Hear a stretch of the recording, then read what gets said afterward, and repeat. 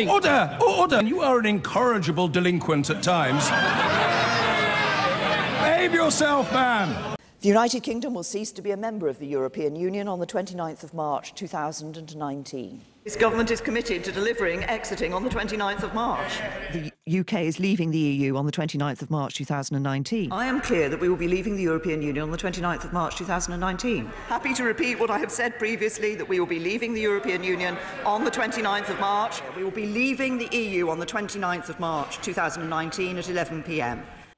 Maybe not. For the first time since she began negotiating UK's withdrawal from the European Union, Theresa May has opened up the possibility that Brexit could be delayed. Facing pressure from some of her own ministers, the Prime Minister has offered Parliament a series of votes. First, a vote on whatever deal she negotiates by the 12th of March.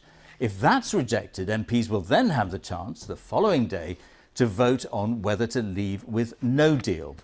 Then, if the Commons votes against that too, there'll be another vote by the 14th of March on delaying Brexit beyond the current deadline of March 29th. Here's our political editor Laura Koonsberg on a major turning point in the government's Brexit strategy. Sit back, please! A smooth departure has always been the Prime Minister's plan. Adamant we'd leave the EU at the end of next month, keeping the pace up to depart on time. But with no deal in place yet, Theresa May had to say what she never wanted to. There could be a delay to Brexit. I know members across the House are genuinely worried that time is running out. That if the government doesn't come back with a further meaningful vote, or it loses that vote, Parliament won't have time to make its voice heard on the next steps. So, the United Kingdom will only leave without a deal on the 29th of March if there is explicit consent in the House for that outcome. Third, the look for words she never wanted to say. Third, if the House, having rejected leaving with the deal negotiated with the EU, then rejects leaving on the 29th of March without a withdrawal agreement and future framework, the government will, on the 14th of March, bring forward a motion on whether Parliament wants to seek a short, limited extension to Article 50. Translated, if MPs kick out her deal again, they could choose to delay Brexit instead. The Prime Minister has become quite the expert at kicking the can down the road. But the problem is the road is running out. And the consequences of running down the clock are evident and very real for industry and for people's jobs. Delay is not what Number 10 wants. But for once, it was Remainers that pushed the Prime Minister. Those in Cabinet who said they'd quit if Number 10 didn't admit delay's an option. Are there going to be resignations later? Walking out quietly satisfied together after nearly 3 hours of Cabinet talks. Those who deplored the idea of leaving without a deal have won for today. We have to avoid that. I think it's our duty. The Prime Minister was very clear today, and I think Parliament should be reassured that we have that very firm timetable. If Brexiteers in Cabinet are frustrated, they don't really want to show it. It's now for members of the House of Commons to reflect on what 17.4 million people voted for and to ensure that they back the Prime Minister in her efforts to get a good deal. But for months and months she has said we will be leaving. Now she's saying something else. She's saying MPs might delay Brexit. Do people have the right to feel quite cross about that, or even they've been misled? The Prime Minister is clear that we are leaving the European Union and no option is being taken off the table.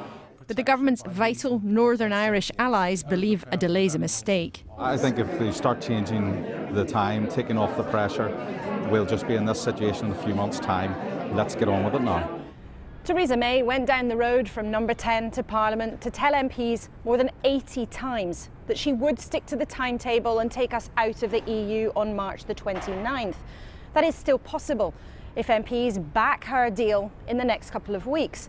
But if they can't or won't, it now looks almost impossible to imagine us leaving at the end of March if there isn't a formal arrangement in place, with a possible delay of a couple of months. But beyond that, don't be so sure. A delay might remove some risk, but provokes many more real questions. Yet Brexit is less likely to be done by the time the seasons turn. Laura Koonsberg, BBC News, Westminster.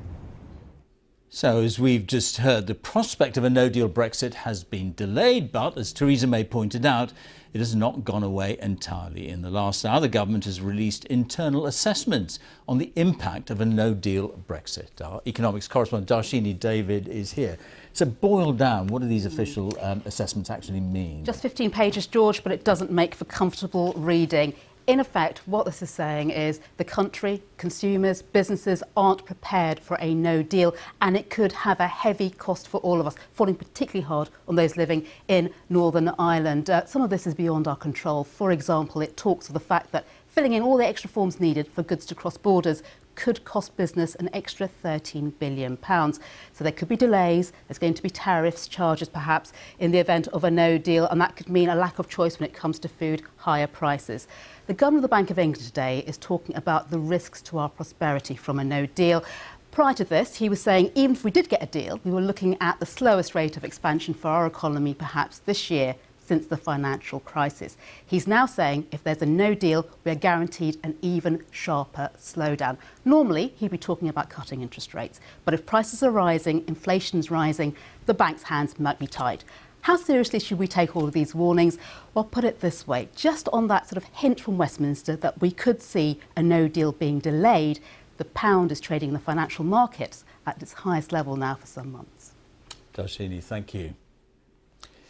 Well, let's go down to Downing Street for the latest from our political editor, Laura Koonsberg.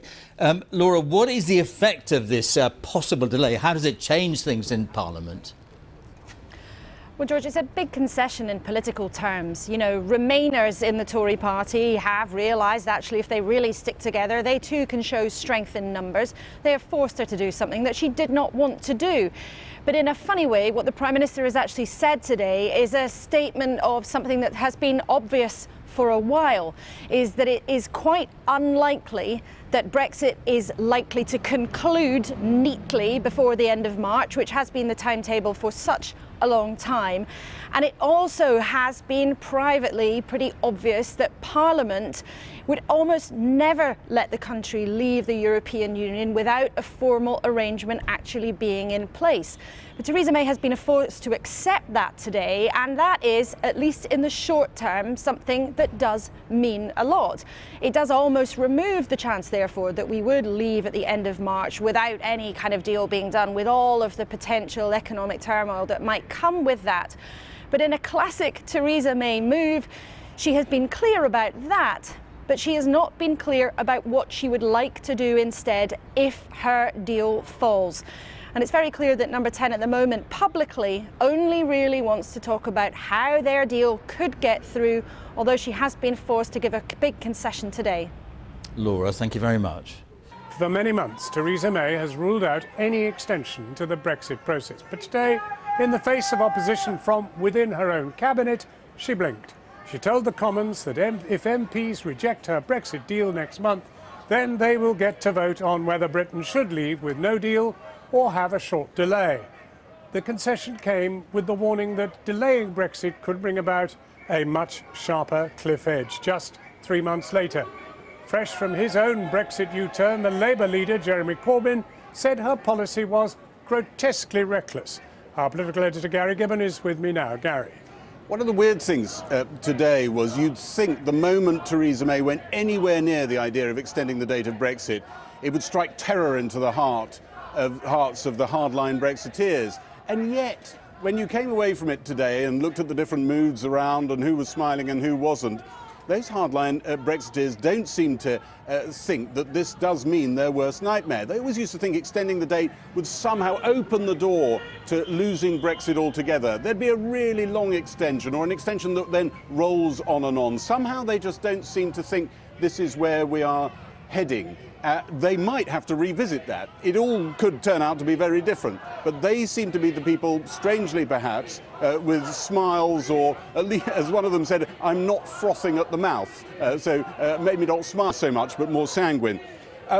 It does look as well today as though this was a moment when we truly realised that the date of 29th March, actually leaving on that date, is looking pretty difficult to achieve. It is quite a stretch. The only way you can really see it happening is in the sort of sense that you put money across and it takes a few days for the cheque to clear. We might have worked out where we're heading if she got really lucky with a vote on the deal, but that date does look as though it's not going to happen. Other things we learned today: golly, the splits in the cabinet sound like they were on full display in that cabinet meeting today. Quite a lot of vitriol towards people who'd threatened effectively to resign. Also, though, splits on display in a shadow cabinet meeting. MPs, members of the shadow cabinet, who hated the idea of a second referendum, pretty much frothing at the mouth, I think, and airing their grievances about that. But the real thing I think that we learnt today is that U-turn that Theresa May never wanted to make, the thing that she kept telling us again and again wouldn't happen. The date would stay. Today, that date looks in doubt.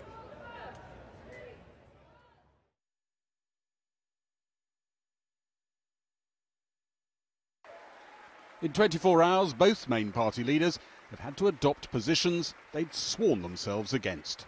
Yesterday, Jeremy Corbyn, the man who never wanted to go near the idea of a second referendum, said he would start backing the idea.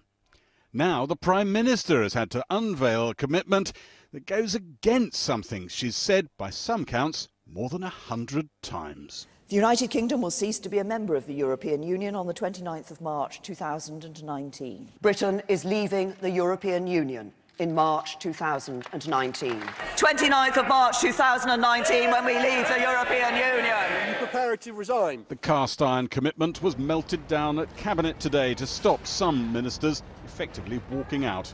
Many Cabinet ministers turned on the potential quitters in what were described as some acid exchanges. Liz Truss called them kamikaze ministers. Those under attack, including the Welfare Secretary and the Justice Secretary, huddling together for support as they left, got a concession, and Theresa May announced the new approach in the Commons. The government will, on the 14th of March, bring forward a motion on whether Parliament wants to seek a short, limited extension to Article 50. And if the House votes for an extension, seek to agree that extension approved by the House with the EU and bring forward the necessary legislation to change the exit date commensurate with that extension. So, if Theresa May lost the vote on her deal next month, under the Prime Minister's new plans, MPs could then get a vote on whether to leave with no deal or not. If they voted no to a no-deal Brexit, there would the next day be a vote on whether to seek a delay to the Brexit deadline. Theresa May says that shouldn't be more than 3 months long, at the end of which Britain would either leave with a renegotiated deal or in a no-deal Brexit. A short extension, not beyond the end of June, would almost certainly have to be a one-off. If we had not taken part in the European Parliament elections, it would be extremely difficult to extend again. So it would create a much sharper cliff edge in a few months' time. An extension cannot take no deal off the table. Do you think the ministers who were threatening to effectively walk out of the government here have been sold a bit of a pup? I think that that's exactly right. It is delayed. No deal is still very much there, and any extension of Article 50, if the European Union agree to it, is only going to be, we understand, for a maximum of about 3 months. So at the end of that period, we could still be leaving without a deal. So pleasure deferred for you. Well, I wouldn't put it exactly that way. A few in the Brexit camp think somehow it'll end up a longer extension than Theresa May would like. The idea that it would be a short extension of 2 or 3 months is laughable. There'd be no one to negotiate with. Brussels closes down in April because the whole of Europe is fighting European elections. So you think there'll be European elections here in Britain? I increasingly think that we'll be fighting European elections here on May the 23rd, yes. The Prime Minister was repeatedly asked what a short extension of the Brexit date was actually for. She is simply continuing to run down the clock. She promises a short extension, but for what? Prime Minister, will you accept the overwhelming advice of business, of MPs and your cabinet? Rule out no deal, extend Article 50, but do it today. If he wants to end uncertainty, if he wants to deal with the issues he raised, if he wants to end the uncertainty and deal with the issues he raised in his response to my statement, then he should vote for a deal. Simples. Combative talk at the end of a day that saw a bruising cabinet, a major U-turn, and no deal still in play, maybe more likely. Gary Gibbon reporting. Well, as you heard, the delay has not gone down well with a number of Brexiteers. So where does this leave the European Research Group, the powerful backbench group of Tory Brexiteers? They helped vote down Theresa May's deal when it went before the Commons in January. But earlier, I spoke to one of their number, the former Conservative leader, Ian Duncan Smith. Well, I'm content with what the Prime Minister said because I don't think much has changed. She's still in the middle of these negotiations and she just said, look, wait till we come back.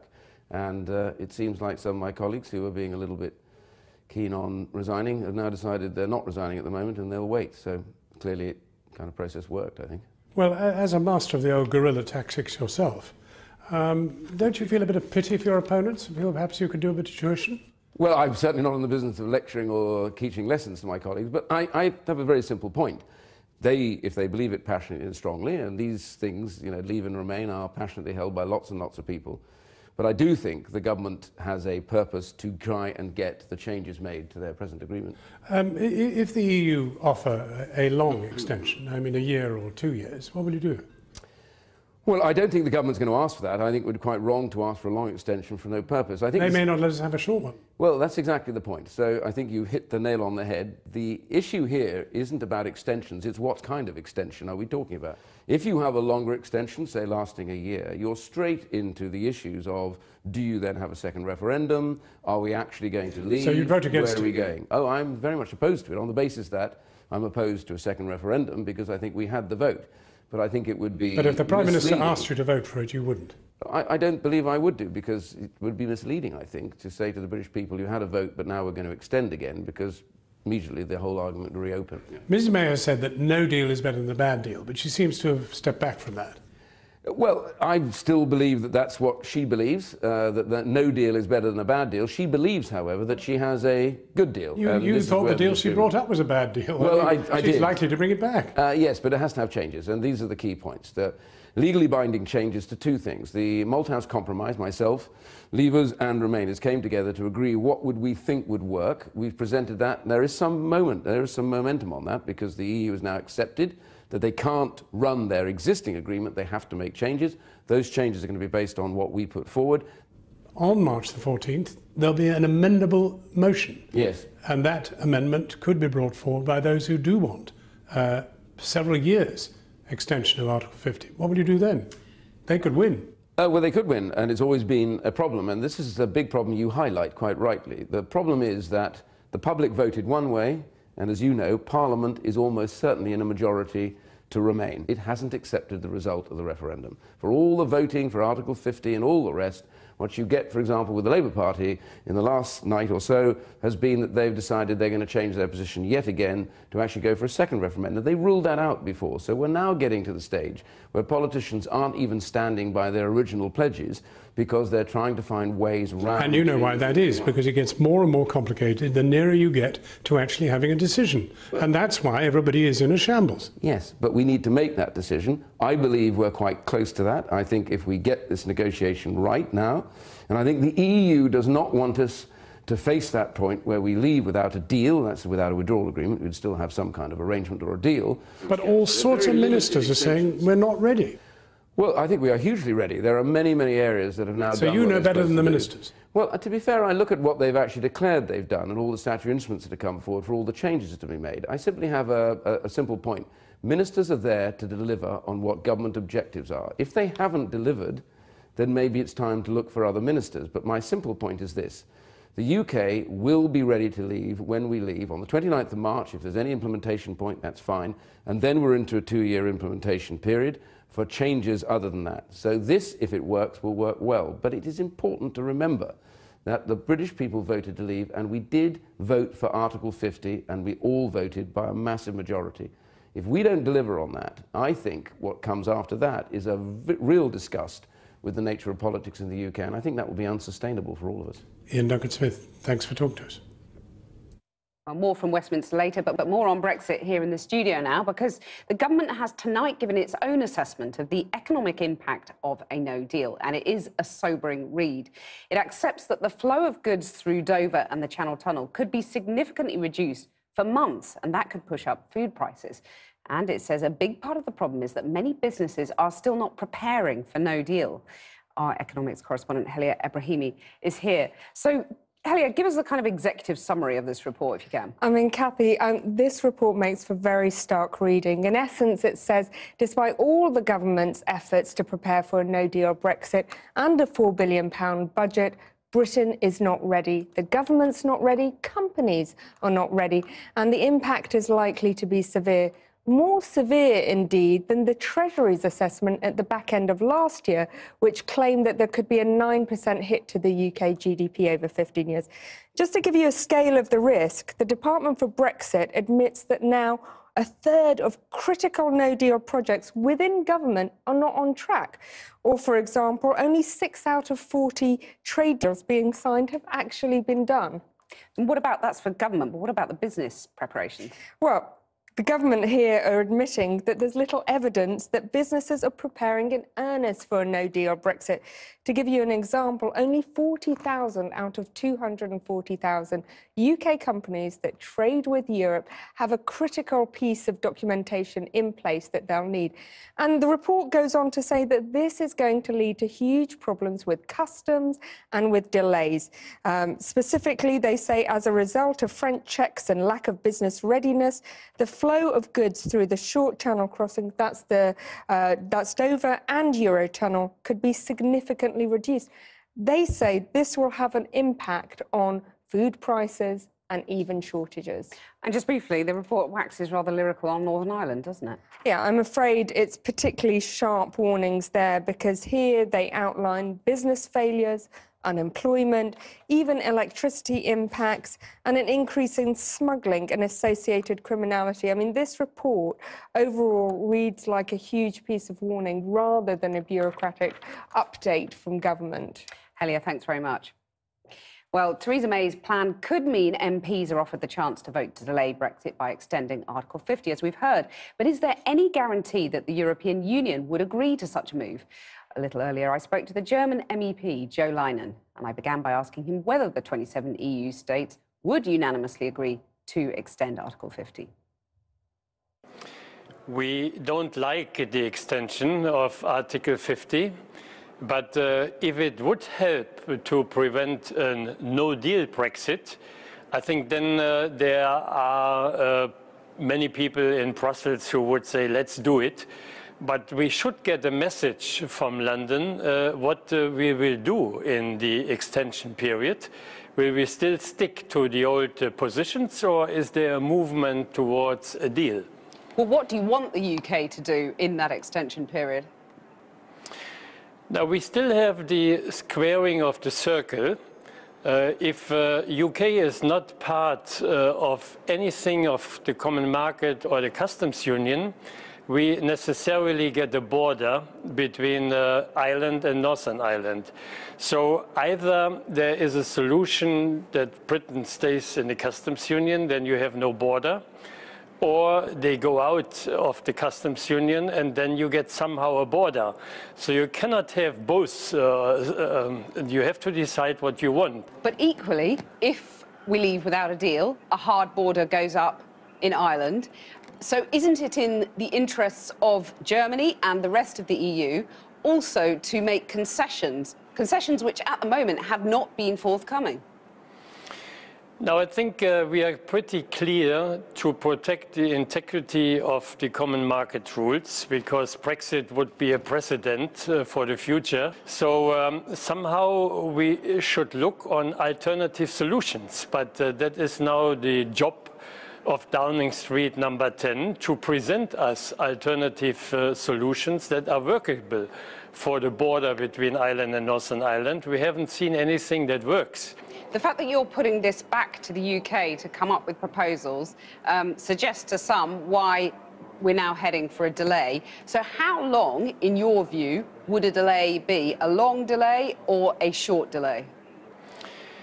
It is pretty much excluded to delay Article 50 beyond this legislature. That means the 1st of July, because in May we have the elections to the European Parliament. So either Britain should take part in the European elections in May, then an extension is possible even beyond the 1st of July. If not, it can only go for 2 months. Do you trust Theresa May?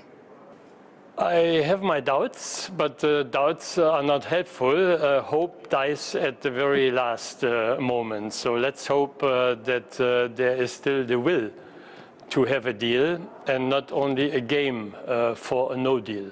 What do you think is the most likely scenario now? A deal, no deal, stay in the EU, or have a second referendum?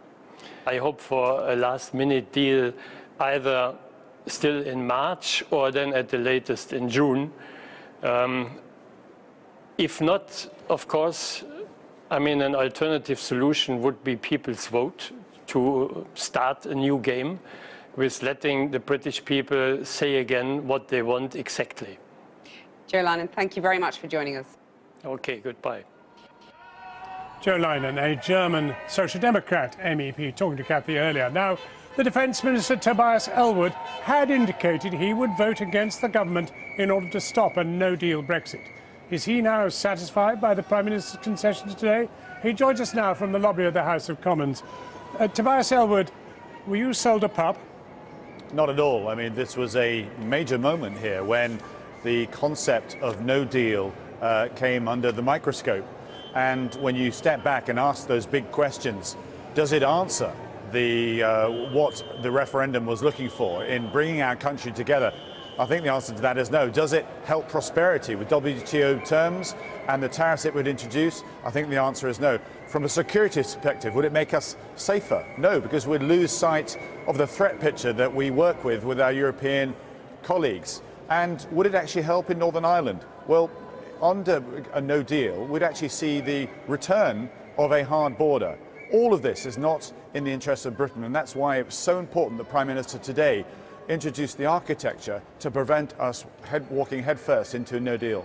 But alas, it is not off the agenda. There is no absolute guarantee that there will not be a no vote, a no deal. You're correct, and actually the way to confirm that we avoid no deal is actually by supporting a deal, supporting the Prime Minister's deal. That will come back in 2 weeks' time when we have the meaningful vote. In the event that the meaningful vote does not pass, there will be an opportunity, as you heard from the Prime Minister today, to actually confirm the Parliament's intent to rule out no deal. And I hope that's exactly what happens if her deal is not supported. Given that she herself admits that there's only tinkering going on, and the last effort at any kind of a deal was voted down by over 200 votes, the idea that this is going to get through again is pretty remote. I'm not sure the Attorney General would consider the work that he's doing as tinkering. He's looking for some reassurances on the longevity of the backstop to assure Brexiteers that it will not be there in perpetuity. But we need to recognise that unless we get this across the line, yes, we face some difficult times. But let's take us back to the Brady Amendment. That passed, that confirmed support for the Prime Minister's deal under 2 conditions. One, that we leave with a deal, and secondly, that the Northern Ireland backstop was reconsidered. So it shows that 95% of this jigsaw gains the support of Parliament. It's this one aspect that we need to sort out to get it across the line, and I hope that will be very much the case in the next couple of weeks. You're a Defence Minister. This is one of the most serious decisions made since Britain went to war with Germany all those years ago, and the European Union was all about preventing that ever happening again. You cannot, hand on heart, really believe that Mrs May's authority still stands. It's shot. Well, the details of the written agreement and the protocols that then followed that allow us to continue to have a very close working partnership with the EU. But you're right when you imply, what is our partnership if we don't get a deal? There are some big problems around the world. From where I sit, the world is getting more dangerous and more complex. Our threats are getting more diverse. The ideals, the norms that the West has enjoyed are being threatened. We need to work with Western countries to stand up and update the rules-based order that we created after the Second World War. that will become a lot harder if we fall out with our European partners and head towards no deal. I think there are many people who admire you for your courage, Mr. Tobias, but the truth of the matter is this is a desperate moment, and it's very hard to see how anybody has any confidence whatever that Mrs. May can do anything.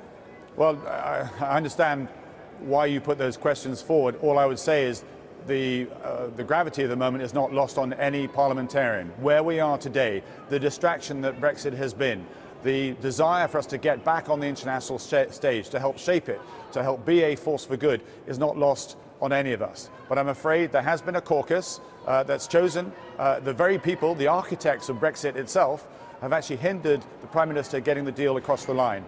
I hope the focus of today, in recognising that we may need to extend Article 50, will make those people reconsider and support the Prime Minister. Tobias Ellwood, Minister, thank you very much indeed. Well, the Labour leader Jeremy Corbyn had a stormy shadow cabinet meeting this morning.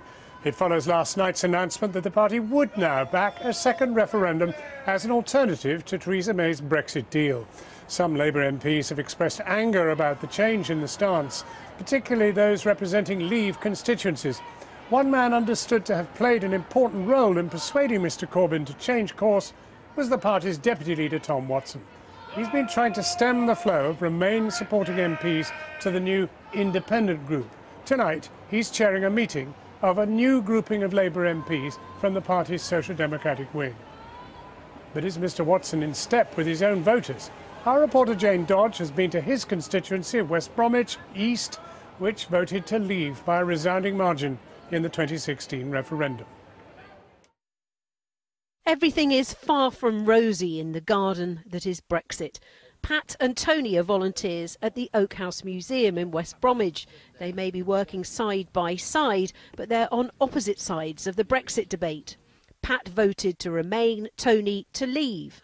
Needless to say, he's not impressed with Jeremy Corbyn's decision to back a second referendum if Labour's Brexit proposals are rejected.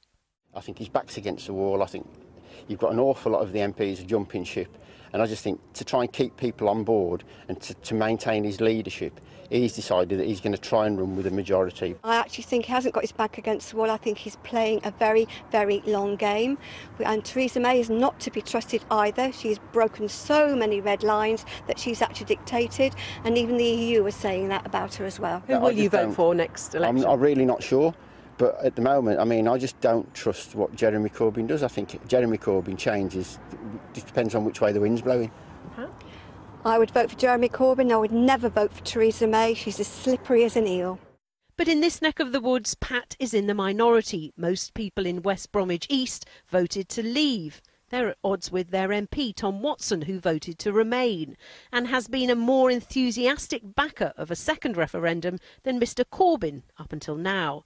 The leader of the Labour group on the local council says if MPs can't agree on a deal, voters have to decide.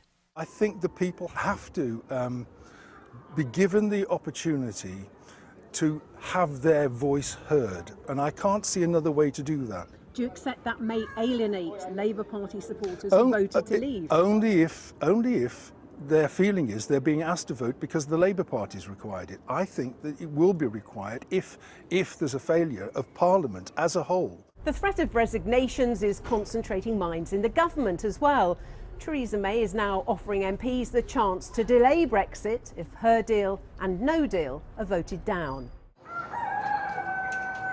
Down on the farm at Sandwell Valley Country Park, even some Remainers want the government to get on with it. They keep telling us from Brussels they're not going to alter anything. So why delay it? Let's just get it over and done with. Let's get it out and get on. I just wish they'd come together for the good of the country and sort it out. You know what I mean? Do you think accept the vote? Do you think a second referendum is the answer? I think it is now. I think I'm going to get it. I really do. I mean, you know, if we had to have another referendum now, I'll never vote for anything ever again because, you know, they say, oh, well, we're not happy with that vote. So you don't think we should have a second referendum? No. West Bromwich has one of the longest high streets in the country. It runs for more than a mile. People here may have stamina when it comes to shopping, but not, it seems, when it comes to Brexit. Well, to discuss Labour's position on Brexit, I'm joined by the Don Valley MP, Caroline Flint. Her constituency voted to leave in 2016, and by Alison McGovern, her constituents in Wirral South voted narrowly to remain. I guess we'd better clarify which you are yourselves before we ask you about your constituencies and how you feel on a referendum. Are you a Remainer or a Leaver? Well, I campaigned for Remain in Don Valley, despite the fact that obviously a huge number of my constituents, including Labour voters, were voting Leave. And it was clear to me that after the result, it was right for Labour to say we respect the referendum result, we will work to get a deal. And that was something that was echoed again in everything we said in the general election of 2017. So my view has always been we have to bring the country together, we have to get a deal, and I don't support a second referendum. Well, Alison, it's no secret that you're a fervent campaigner for a second referendum. Well, actually, I wouldn't say that, because we've been putting forward, as the Labour Party in Parliament, the kind of Brexit that we could vote for. And actually, you know, I voted for an EEA-type option to try and find some sort of compromise. The reason why I think, in the end, this may have to come back to a public vote is because the House of Commons is in deadlock. And, you know, I am, never mind even Remain, I am Labour first and foremost. And if we could get Labour's principles in the Brexit process, then I would vote for that. But it doesn't look like we can, so we have to have an option on the table if we end up with the House of Commons in deadlock. And you know, people are entitled to have their say at that point, I think. The truth is, the referendum result's getting pretty whiskery. It's 3 years ago. An enormous amount has happened since then. Parliament is as big a shambles now as it was at the beginning of all this. Surely either a general election or a second referendum is the only way. Well, I think it's the job of government and Parliament to sort this out. As you say, it's been over 1,000 days since the referendum, and there are some, I'm not saying necessarily Ali, but there are some Brexiteers as well as Remainers who basically know for whom no deal will ever be good enough, and many of those people on both sides of that have tried to frustrate the process. Actually, Labour has already won some gains. It was Keir Starmer that argued that we needed a transition period. We argued about protecting EU nationals, and actually, to be honest, given where Theresa May was after the general election, she has had to move as well. And today, clearly, she's made some more concessions. I have to say on workers' rights, which was also contained within the motion at Labour Party conference, the government has indicated not only will we keep the rights we will have safeguards against them being withering on the vine, so to speak, as we leave the European Union. I think that is progress. The problem with that is that if we leave with this deal, there's simply no way of guaranteeing that. And I wouldn't trust a future Tory government to actually live up to that. But well, could you even trust a Labour government to live up to it? I mean, Mr Corbyn himself has been dragged kicking and screaming into this position. Well, I don't think that's quite fair. I mean, that's not exactly how we make policy in the Labour Party. Well, he was no fan of second referendum the last time I spoke to him. Well, ideally, we should have been able to sort this out in the House of Commons. We should have. Actually, isn't that a big point? The discussion that's on about Brexit right now is so far removed from what happened in 2016. Well, that's and a big actually point. The discussion in 2017. That's why I think we all come to the conclusion, what's a way out of this? How can we deal with this? How do you deal with it? Because the Commons has broken down. Well, let's be candid, it's broken down. Well, I think in some ways whoever was Prime Minister would have had a difficult task on their hands, to be honest. Because it's complicated, all of this. Europe does not fit the party political paradigm. Also, don't forget that it's also about the EU 27. Part of the problem with what Alice said about we needed to sort certain things out now, it was the European Union who said we're not going to get into the details of trade and security with a member state. You have to leave, and then we'll get into that. That's why the transition period is important. It seems pretty reasonable. So, and it is reasonable. If you want to get out of the club, get out and then sort it out. But I believe you can't arrange a trade deal from within the union in a way that no other country could have. I mean, that's but we wouldn't be fair but we are the fifth else. largest economy in the world. There are mutual ties between us and the other 27 that are as important to us as they are to the other 27. The Norway option was something to fit around very small countries, and it isn't fit for us. What we have got the choice now. Are you frightened of a second referendum? No, I believe we should honour democracy. We had a vote. The Labour Party said in 2017... But even you've admitted it's a whiskery old vote. No, no, You not said at all. 1,000 days. No, it's been 1,000 days, and that's because there Neither have of been the last elements. two parliaments have lasted that long. There are elements within Parliament who have sought to frustrate this process from the Remainer and the Brexit side. We are now in a situation where we have the chance to get an improved deal and move on. And I firmly believe that out in the country there are Remain and Leave voters who want just that. They want us to make a decision and move on. I just don't think it's going to happen. March is now staring us in the face, and this has been dragging on for far too long. We need a way out because I think the country is sick of talking about Brexit. They want to bring this process to a conclusion and move on. But you are two mainstream MPs. You really are. And yet you're poles apart on this. Because I think, you know, this issue has divided us. It's divided the country, it's divided parties. I believe, actually... So let the country speak. No, because I think the Labour Party, we should recognise those differences of opinion. I think there is a majority in the House for a deal. Let us have a free vote and let's make our voices heard. I just don't think that's quite right. I think the Labour Party is pretty united about being pro-European, actually, and that's why we put forward our policy, agreed at September conference, and that's been our guide ever since. We're going to have to leave it there. I do hope peace breaks out soon, but it's very good of you to talk with us both. Caroline Flint and Alison McGovern, thank you very much. Now, with all the very latest from around the world, it's the ITV News at 10.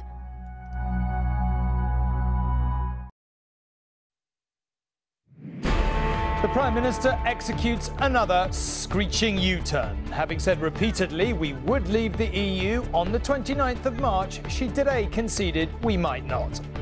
The government will, on the 14th of March, bring forward a motion on whether Parliament wants to seek a short, limited extension to Article 50.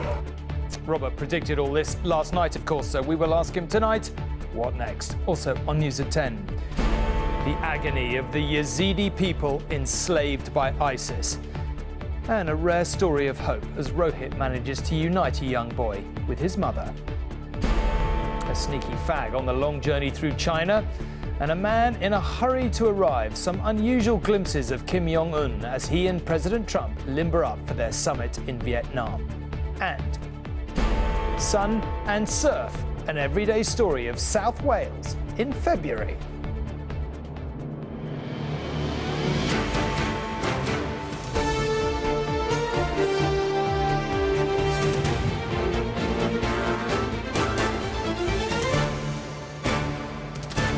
This is ITV News at 10 with Tom Bradby. Good evening. How many times over the past 2 and a bit years have we heard the Prime Minister say we definitely will leave the European Union on the 29th of March 2019? It seems like hundreds. Today, for the first time, she opened up the possibility of what she called a short delay. MPs will only be able to push back Brexit after a couple of ifs, if they reject her deal and if they then reject no deal. And they won't get a meaningful vote tomorrow after all. The big week will now be in the middle of March, when MPs could vote to delay Brexit until June. The Labour leader, Jeremy Corbyn, said Mrs May was once again kicking the can down the road. Remainers might not get another referendum just yet, but a Brexit delay could soon be lighting up their lives, because today the Prime Minister went to Parliament to perform one of her more impressive U-turns. In order to stop MPs grabbing control of the Brexit steering wheel, she offered them the chance to extend Article 50 and delay Brexit.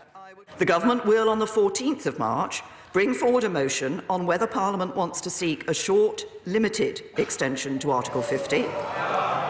And if the House votes for an extension, seek to agree that extension approved by the House with the EU. The Prime Minister has become quite the expert at kicking the can down the road. But the problem is the road is running out. So Theresa May has promised MPs another vote on her deal by the 12th of March. If it's approved, Brexit goes ahead her way. But if it's rejected, then the next day MPs will be able to vote on whether they want to go ahead with a no-deal Brexit at the end of March. If, as is likely, no deal is rejected, then on the 14th, MPs will vote on an extension to Article 50. If they've got that far, the government assumes they'll approve a request to delay Brexit until the end of June. It's a bit awkward when you've always said this. I'm clear that we will not extend Article 50 and that we will leave the EU on the 29th of March. On the 29th of March. On the 29th of March. 29th of March 2019. But 20 or more ministers, led by Amber Rudd and David Gauke, had threatened to resign if there was no delay to Brexit. And the ministers who forced Mrs May into this U-turn are not letting up the pressure. One cabinet minister telling me today that she had prevented their resignations, but only for the moment. And staying for the moment, ministers say this should all focus the minds of Brexit supporters. Even they must realise that their nonsense no deal, with its damage to jobs and the economy, will be off the table. And therefore the best chance they're going to get, the nearest they're going to get to what they want, is the Prime Minister's deal. But guess what? Removing no deal and delaying Brexit is unpopular with Brexit supporters. You think that extending Article 50 would be a mistake? We do, but we respect the will of the House of Commons. Obviously, we believe that the best way to deal with these issues is to deal with it now, to get a deal that works for everybody. The government and Parliament made it crystal clear that people were making the decision, and so I think it would ill-behove Parliament to pick a fight with the British people and use those votes to try and delay or disrupt Brexit. But unless Brexiters back the Prime Minister's deal, then the moment these protesters have been dreading may at least be put off until the summer. Carl Dinnan, News at 10, Westminster. OK, well, let's imagine for a moment MPs do decide to delay Brexit. It does not follow that the EU will necessarily agree, and yet it would have to in order for us to be able to extend Article 50. Our Europe editor James Mates is in Brussels tonight. James, what kind of extension do you think EU officials there might agree to? Yeah, well, that's the important point, Tom. There isn't a big red button on the Prime Minister's desk that she simply pushes and our exit from the European Union is put on hold. The rules are very clear. We have to ask for it. They, all 27, have to agree to it. Now, their position on extending Article 50 has definitely been softening here.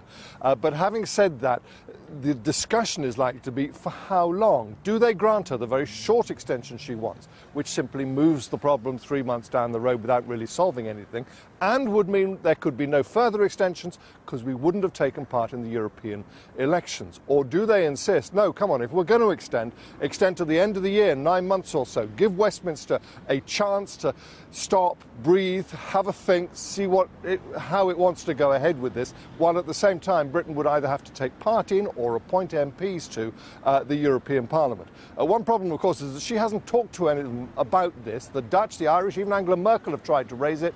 Until now, she's been resolute, saying it's not going to happen. Well, now that maybe it is, they have to start from scratch. OK, James, thank you very much indeed.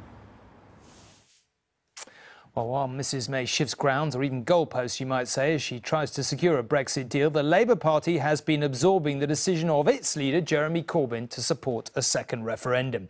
It has the potential, of course, to split the party and alienate Labour voters in constituencies that actually voted to leave. Constituencies like Ashton-under-Lyne, where the MP is the Shadow Education Secretary, Angela Rayner, who has voiced plenty of doubts about another referendum. The myths have finally cleared on Labour's Brexit position, but some of its MPs are warning the price for backing a second referendum will be paid in votes in areas like Ashton-under-Lyne here. Solidly Labour, but also solidly Leave. In Ashton's market, the voters now feel Labour's giving them a raw deal on Brexit. You think it's a good idea, Labour now backing a second referendum? I do, yeah. They made us mind up in the first place, so the second referendum, no. Within one family, you've got two very different views. Yeah. Oh, yeah. Yeah. I don't believe that a second referendum is democracy, if I'm honest. You can't kind of keep going for a revote and a revote and a revote. Do you think it will damage Labour that they've now backed a second ref? I think so. I mean, you're doing a bit damage anyway, to the end of Labour. Jeremy Corbyn's elaborate Brexit contortions have allowed him to appeal to both Leave and Remain voters up to now. Recent defections to the independent group of MPs might have forced a newfound clarity. But how worried should MPs in Leave voting constituencies like this one be? So it's quite possible that this second referendum never gets off the runway, at which point they can then say to their Leave voters, we have respected the referendum result and Brexit has happened. So they're still in a position, even at this late stage, of being able to sort of try and have their cake and eat it. Back in Westminster, these two backbenchers have come up with the most likely route for making it happen. Peter Kyle and Phil Wilson's plan is to make whatever deal is passed by Parliament conditional on it being backed by the public. I've got a lot of faith in the British people, and I don't think I'm being unreasonable to say this is Brexit, this is what it looks like. It wasn't on the ballot paper in 2016. Do you still want to go ahead with it? And if they do, fine. The shadow Brexit secretary clarified today what the options on the ballot could be. The choice should be between a credible Leave option and Remain. And Jeremy Corbyn and I sent a briefing to Labour MPs last night setting that out. And what that means is if the Prime Minister gets her deal through, it should be subject to the lock, if you like, of a public vote. In Ashton, this ice cream van was grabbing the chance to sell 99s in the unseasonal sun, with no guarantee a second referendum vote would pass. Labour's new Brexit position might turn out to be just as opportunistic. Romilly Weeks, News at 10, Ashton Underline. And Robert is here, of course, to talk about all this. No pressure after your correct prediction this time last night. Look, a delay, from the Tories' point of view, would that be about anything more than just having a bit more time to prepare for no deal? Well, look, for Theresa May, it is all about trying to get a deal through. Very difficult to judge whether that's remotely realistic. I mean, let's be absolutely clear, though. I am more or less 100% certain we are not leaving the EU on March the 29th, which, given the sheer number of times she has said we are leaving on March the 29th, it's sort of extraordinary that she's got away with another absolutely colossal U-turn. The reason we're not leaving on March 29th, they're talking to a very senior minister tonight, saying literally no possibility that she will get adequate concessions from the EU to reshape her deal, to get it through the House of Commons on March the 12th. Therefore, we will get this vote on March the 13th against a no deal, and then probably a vote to extend by 3 months. And just to be clear, for many people, this buys a bit of time, but it doesn't solve the fundamental problem. I've been talking to business leaders tonight, and they say they are still preparing for the serious probability of a no-deal Brexit. If you're a supermarket like Tesco, you've been laying in tens of millions of pounds of additional stocks of food in case getting it into the country is going to be hard. You've now got to finance all those stocks for much longer. If you're a car factory that closed down at the period, then this is really quite important, I think, who closed down around the period of a possible no-deal Brexit, you may be shut for even longer. That's really serious. And in a few words, a referendum or not, you think? I think it is still pretty unlikely. If I look at the makeup of the House of Commons, I do not see a majority for a referendum unless it looks almost inevitable we're getting a no-deal Brexit, in which case I think a number of Tory MPs would join with Labour at that point, and it becomes a close-run thing. OK, let us see. Thank you very much indeed. Now, whilst decisions at Westminster in the past couple of days have shifted the political landscape when it comes to Brexit, the main sticking point, of course, remains unchanged. I refer, of course, to the problems over the border between Northern Ireland and the Republic. And all the while, the uncertainty is affecting lives and businesses there as much, if not more, than anywhere else in the UK. The wild coastline of Northern Ireland, where the scenery is almost as breathtaking as the chaos surrounding Brexit. But then, if it wasn't for the geography of this place, the UK might have found leaving the EU rather easier. The issue of the border here still blocking a clear road to Brexit. Last year we probably had over 1,000 people on this cliff walk alone. A committed Remainer, Emma Flanagan, runs walking tours and would be devastated by Brexit if she believed it would ever happen. I'm an optimist, and I come back to the politics that happened in 1998 were impossible, and yet they did happen. Something will come good to create a win-win-win. I don't know what form that will take, but I'm certain there will not be a cliff edge Brexit. And if the Good Friday Agreement taught Emma 2 decades ago that nothing is impossible, the giant causeway offers a daily reminder. Steeped as it is in ancient myth, there's something fantastical about this landscape. And that feels apt, because it's arguable that nowhere has the dream of Project Brexit collided harder with reality than here in Northern Ireland. It means not everyone is so confident the boom in tourism will continue. Hotelier Sean McLaughlin fears the pressure of a possible no deal and border checks could undo years of good work here. The way in which the North Coast has seen popularity increase is based around tourism from Dublin and from Belfast.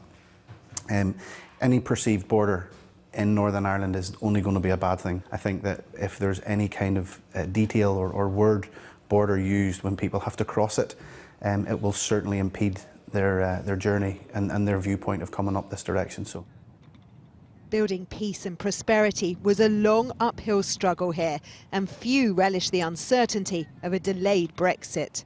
We've got 1 month to go, and I do believe they can put a deal together.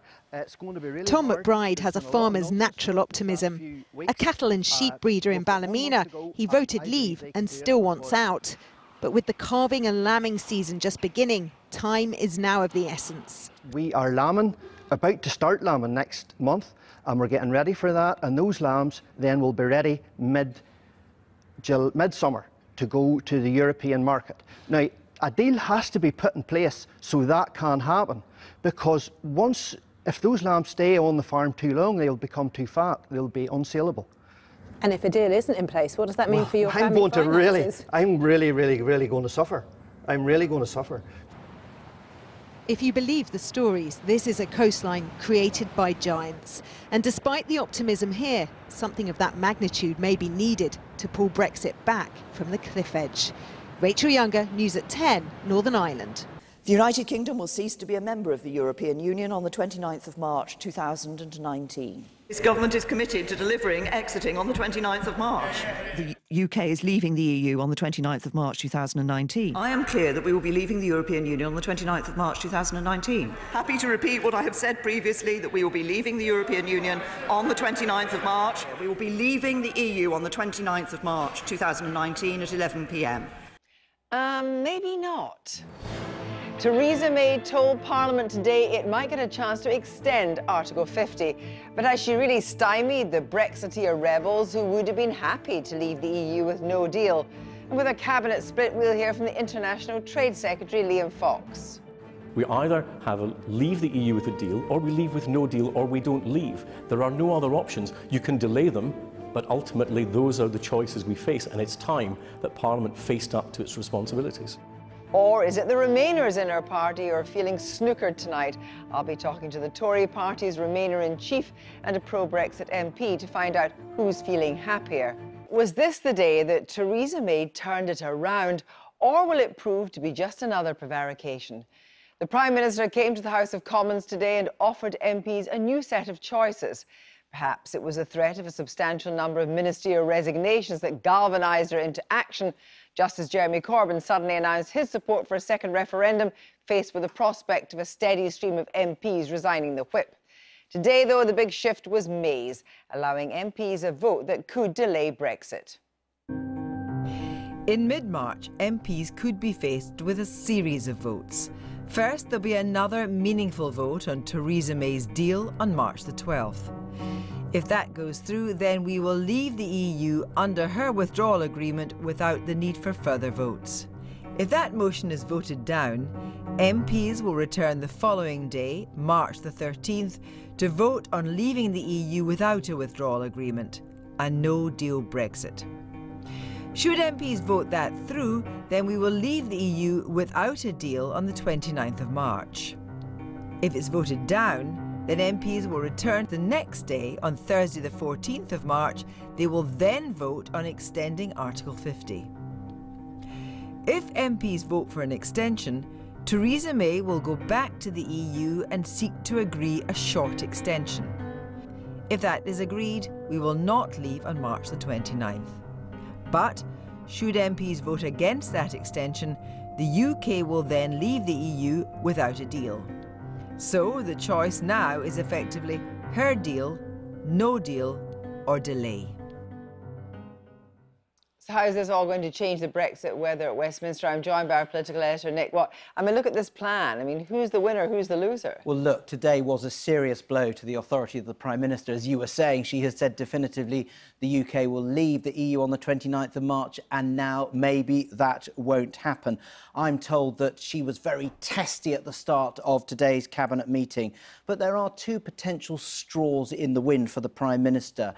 Maybe no deal is not off the table. The Cabinet was talking about a 90-day delay to Brexit, so maybe the 29th of June becomes the new 29th of March. And I was talking to one senior member of the Cabinet, and they're saying, well, look, maybe today does open up a space for the Prime Minister to get this deal through, talking about how the DUP and Brexiteers, Tory Brexiteers, are both potentially looking for ladders to climb down. Just talking about that Cabinet meeting where I gather them, where we were all being told but not told that it was a very febrile atmosphere, and there was talk of Amber Rudd, David Gauke, and because it was being called kamikaze pilots. That's right. I'm told it was a pretty febrile atmosphere. The Prime Minister, I'm told, was very, very grumpy at the beginning. Then Andrea Leadsom sort of picked up the baton and talked about the Daily Mail 3. And then Gavin Williamson, the Defence Secretary, said it was a very damaging intervention, to which Claire Perry turned to him and said, we've been supporting the Prime Minister on Brexit. Where have you been? Then Liz Truss, as you say, number 2 in the Treasury, talked about those three, saying it was a kamikaze mission. And then Philip Hammond, her boss, I'm told, shot back at her. Then he came up with the idea about how in this space perhaps Parliament should have the chance for indicative votes. What would Parliament support? And that was rejected. So look, a really important, a big day that could have a big impact on how Brexit pans out. Prime Minister, is no deal still on the table? Cornered, with time running out and a cabinet insurrection in the air, Theresa May finally blinked. MPs may, after all, be given the chance to delay Brexit. If the House, having rejected leaving with the deal negotiated with the EU, then rejects leaving on the 29th of March without a withdrawal agreement and future framework, the government will, on the 14th of March, bring forward a motion on whether Parliament wants to seek a short, limited extension to Article 50. The Prime Minister has become quite the expert at kicking the can down the road. But the problem is the road is running out.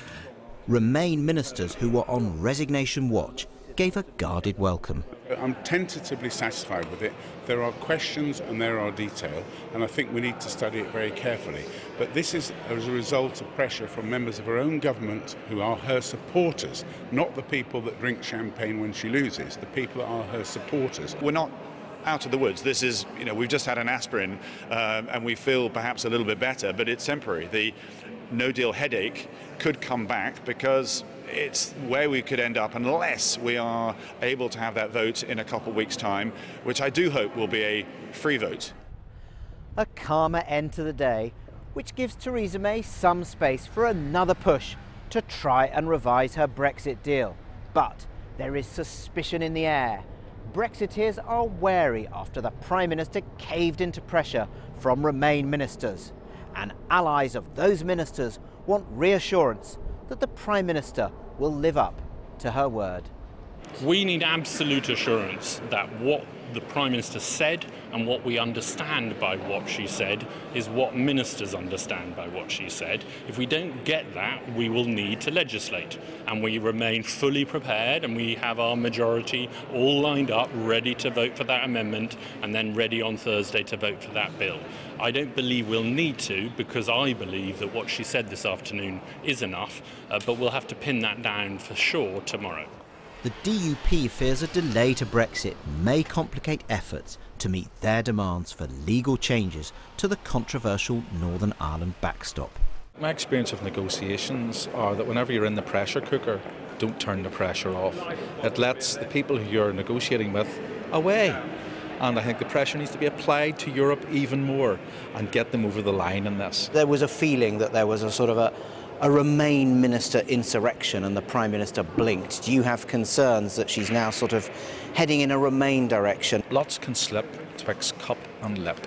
And I think that there's a lot of twists and turns in this particular road, and it's important that the Prime Minister remains focused on the big prize, obtaining Brexit, obtaining her majority in there, which my party happily gives to the government at the present time, and getting the legally binding changes that she has promised to the nation. We will encourage her to do that. Labour too has a role in shaping Brexit, though not necessarily in the way that Jeremy Corbyn expects. I think the real risk actually is that because of Labour switching tack to supporting a second referendum, that what you'll see is a number of Tories who were quite ambivalent about supporting the Prime Minister now voting through her deal in whatever form it is. And the problem for that, of course, is that any guarantees, any leverage that Labour might have got about protecting workers' rights and standards, employment standards after we leave the EU will fall by the wayside at that point. We're wasting opportunities to get the best possible deal for the people that we represent. Another milestone. One side won today, but fortunes can chop and change on the grinding Brexit journey. Nick, well, one of the most ardent Brexiteers in the Cabinet is the International Trade Secretary Liam Fox. Last month, he told the BBC that delaying or cancelling Brexit would be a calamitous breach of trust and worse than no deal. So does he stand by those comments? That was the first question I asked him when I met him earlier today. I'm not in favour of extending, of course, and neither is the Prime Minister. And if we were able to extend for an administrative reason, supposing we had a deal, but we required a few weeks to get the legislation through, I don't think that any of my colleagues would object to that. But what we cannot have is an indefinite postponement of a decision that the people took. In the meaningful vote, if you lose that vote, then the time elapsing between April and June, are you really seriously saying you can renegotiate in that time? It's nonsense. Well, to go beyond that, of course, would require the agreement of the European Union. And of course, it would mean that we would have to fight the European elections. Now, it's a pretty big ask to the British people who voted to leave the European Union to find that they're then being asked to vote in a European election for a parliament that they don't want to be part of. So let's just be quite clear. The meaningful vote, you lose it, and then it's either an extension or a no deal. Which way should Theresa May whip? Well, I don't accept the premise of the question, of course. But this is the real world. Well, we want to, because I think there is a very good chance of us being able to deliver on the meaningful vote. But if you can't, and this is all about if you can't. If you can, we leave the European Union. What I'm asking is... And that's what we should be focusing on. But I'm sorry, the general public's had 2.5 years. They kind of want to know the truth. And the truth is you'll be faced with either a no deal or an extension. Which way should Theresa May whip? Well, it's not for me to advise the Prime Minister, nor would I, and certainly not on TV, about decisions we would take on whipping. It's very clear that there's a limited choice here. We either leave the EU with a deal, or we leave with no deal, or we don't leave. There are no other options. You can delay them, but ultimately those are the choices we face, and it's time that Parliament faced up to its responsibilities. Which would you vote for? Would you vote for an extension? Or would you vote for no deal? You've always said don't be scared of a no deal. Which would you vote for? I'll vote for the Prime Minister's deal on or before the 12th of March, and I hope they'll get that through. If you don't get it through, which will you vote for? I'm not going into hypotheticals of what I will do if something happens that isn't government policy. We'll be working to get that agreement through. If it is a vote for a delay till June or whatever, is Theresa May the best person to go back to Brussels and try and sort it out, or is it time to let someone else do it? I think that the Prime Minister has shown enormous patience, and she's shown enormous skill and willingness to partake in these negotiations. And no, I don't think there's anyone better placed. The notable Remainers in the Cabinet, Amber Rudd, David Gauke and Greg Clark, apparently were called kamikaze pilots in a very fraught cabinet meeting. Is that what you would call them? I believe in collective responsibility. I believe that what is said in Cabinet should stay in Cabinet. I strongly deprecate reading leaks from Cabinet outside it, and I certainly wouldn't be one of those willing to join, even when entreated so charmingly. So, are you absolutely sure that Amber Rudd, David Gauke and Greg Clark are firmly on message again? I think that we had a frank discussion about collective responsibility. I think that we need to speak with one voice, and we need to hold our nerve in these latter parts of the negotiations. I think the Prime Minister deserves to have our full support in that. I'm just going to give you a quick list. Switzerland, Chile, Faroe, Eastern and Southern Africa, Israel, Palestine. You've got deals for that. But you said in 2017 that you were going to replicate 40 EU trade deals by Brexit Day. What are you going to say? You're going to apologise to all the businesses for whom you haven't managed that? Well, if we get the deal that the Prime Minister has worked for through Parliament, we will get replication of all of those agreements because we've reached agreement with the European Union to do so. The alternatives, no deal and no Brexit, are not palatable. Liam Fox, thank you very much. So how has the prospect of a delay gone down in a Leave area? James Clayton has been to Hastings, the marginal constituency of the Work and Pension Secretary Amber Rudd, who lobbied hard for today's Conservative policy shift. People's minds were very far away from what was going on in Parliament in Hastings today. Just like Britain, this speech is divided on Brexit, divided on whether an extension is the right thing to do. Theresa May has announced today that if she doesn't get her vote through, she's going to give Parliament the opportunity to extend Article 50. Yes. Is that a good thing? I think that has to be a good thing. I just think we need more time for other things to come through, to talk about other things. Possible second referendum, I think would be good. Do you think this increases the chances of a second referendum? I really do. Really do. They've had 2 years, it's been more than enough time. If they can't do it in 2 years, how are they going to do it in another month? And all this frightening of people, all this is going to happen, that's going to happen, the world's going to come to an end because of Brexit. Just get on with it, leave on the 29th of March and walk away. Because that's what was agreed. You would want, if Theresa May's deal gets rejected, you would want to go out with a no deal? Well, it might as well, because the deal don't seem to be any good. So I think it's a good thing. It gives us a bit more time. Hopefully we can work out a better deal for Brexit, and hopefully we can leave without a no-deal Brexit. So you think Amber Rudd's sort of done the right thing here? I think so, yes, because at the moment we were heading into slight disaster. We were just running out of time, running out of options. No, totally wrong. We voted out's out. They had a date, get it done, or just leave with no deal. No deal's better than a bad deal. Amber Rudd's your local MP. Yeah.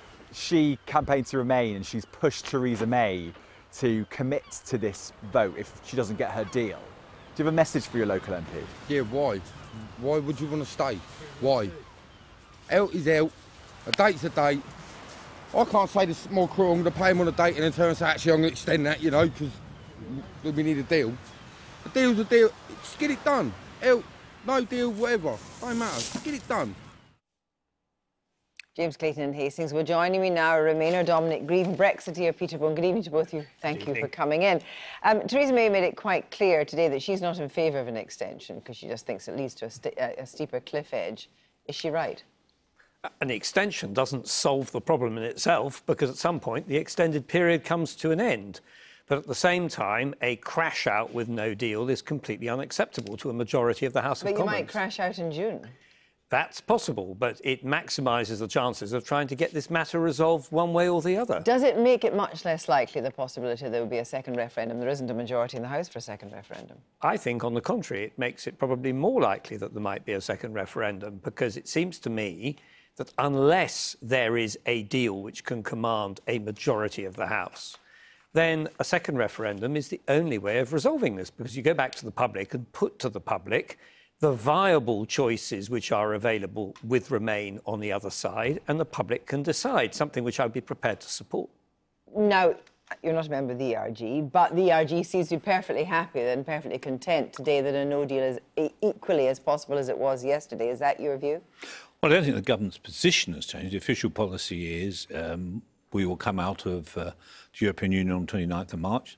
Theresa May has said that 108 times in the House of Commons. It would be a huge, betrayal of the British people if we didn't do that. It would be very bad for Theresa May and for my party. So, and will you vote for the deal then? Well, I think the thing we've missed today is the fact that we've got now until the 12th of March for the Prime Minister to come back with a deal that everyone in the House of Commons can support. Well, interestingly, obviously on the meaningful vote last time round, it was the biggest defeat for the government in about 1,000 years. So what would be that's why you can't bring that back. You have to bring it back with a change. Yes, and so even if it's a minuscule change on the backstop. I think it has. I mean, I think the House supported the Brady Amendment, which said the backstop had to be replaced with alternative measures. And I think if that can happen, I don't know how Dominic would vote on that, but I think we might well all vote on that and get it through the House. You heard Nick Bowles say that it's still about holding the government's feet to the fire over promises. Now, what's happening tomorrow? Because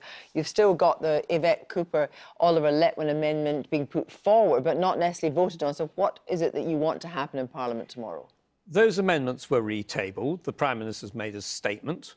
But I think the view is that it's important to have a full debate and to have a full understanding from the Minister answering for the government exactly what the Prime Minister has promised.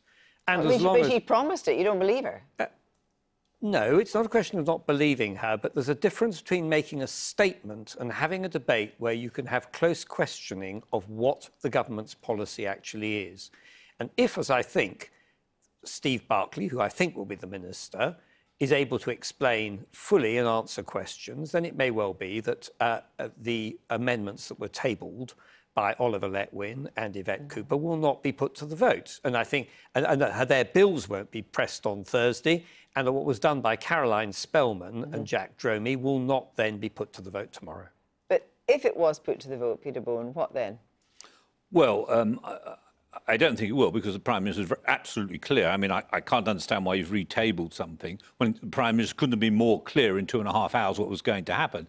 But of course... Nick Bowles said last time round it was just overturned. But if what happens is there is a move by Parliament to effectively set up a second government, which is basically what this does, Parliament takes control of Brexit, then I don't think the Prime Minister or the Cabinet could support that. And I guess in those circumstances, we'd finish up with a general election. You finish up in the general election? I don't see... the Prime Minister could not allow a second government to be set up in Parliament. It's never happened before. And I'm very disappointed that members of my party are associated with such a measure. Let's look ahead to the end of June and just say that the meaningful vote has fallen and you're in the end of June. You've had an extension and nothing much has changed. And there has to be some kind of movement. Is Theresa May still the person to make that movement, or really after 2.5 years, is it time for someone else to step in? I think I agree with Peter on this, that if we get to the end of June, there is no further extension possible and the matter has not been resolved, it's difficult to see how the government can survive.